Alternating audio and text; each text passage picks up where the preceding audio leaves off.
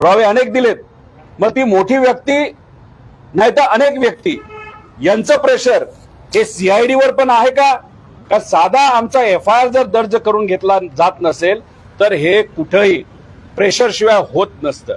आम्ही जेव्हा पोलीस अधिकाऱ्यांशी बोललो, चर्चा केली व्यक्तिगत लेवलला, वन ऑन वन लेवलला, त्यांचं मत आलं एफआयआर व्हायला पाहिजे, पण आम्ही करू शकत नाही, तुम्ही समजून घ्या. अरे आम्ही काय समजून घ्यायचं की तुमच्यावर प्रेशर आहे? मग तुमच्यावर प्रेशर असल्यामुळे अजितदादांचा जो तपास योग्य दिशेने जायला पाहिजे तो दुर्दैवाने त्या ठिकाणी जात नाही आणि अजितदादांना न्याय मिळणार नाही, अशी जर परिस्थिती होणार असेल तर ते योग्य नाही.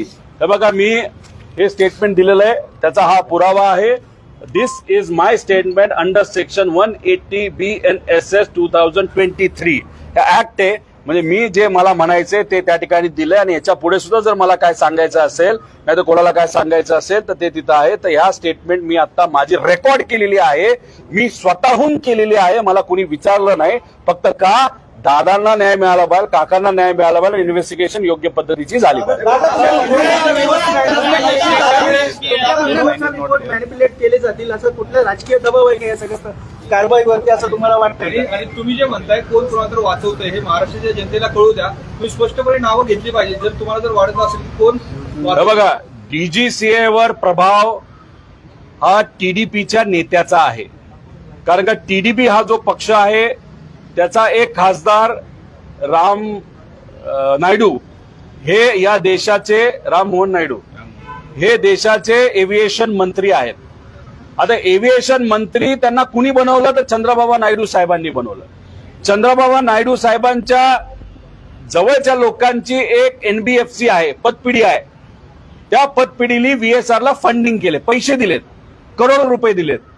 आणि मग एव्हिएशन मंत्र्याच्या बॉस जो आहे त्यांचा जो नातेवाईक सुद्धा आहे चंद्रबाबा नायडू, याचीच कंपनी जर VSR बरोबर आर्थिक दृष्टिकोनातून संलग्न असेल आणि चंद्रबाबा नायडू साहेब स्वतः जर जयपूरला रोहित सिंग म्हणजे जो VSR चा मालक आहे त्याच्या लग्नाला त्या ठिकाणी जात असतील तर याच्यावरच समजून घ्या डीजीसीए आणि AIBB हे जे इन्व्हेस्टिगेशन करत आहेत ते इन्व्हेस्टिगेशन पारदर्शक नाही असं आमचं मत आहे. त्यामुळे त्या मंत्र्याला त्या ठिकाणवरनं काढा ही आमची मागणी आहे.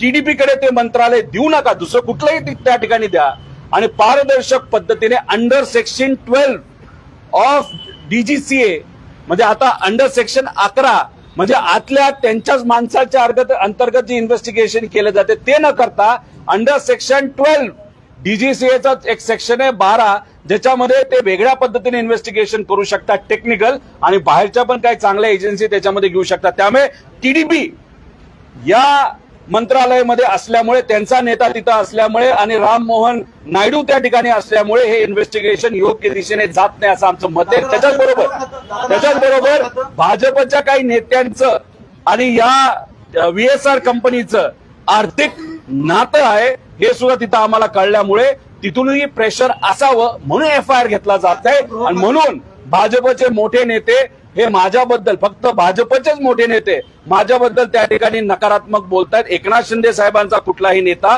इतर पक्षाचा कुठलाही बोलत नाही. उलट एकनाथ शिंदे साहेबांचं मी स्वागत करतो. आज त्यांनी एक निर्णय घेतला, VSR मधून ते स्वतः आणि त्यांचा कुठलाही मंत्री तिथं प्रवास करणार नाही. कुठंतरी आम्ही जो प्रयत्न करतोय त्याला एक छुपा पाठिंबा एकनाथ शिंदे साहेबांनी दिलाय. फक्त त्यांचं वजन वापरून एफआयआर कसं होईल यासाठी त्यांनी सुद्धा प्रयत्न करा.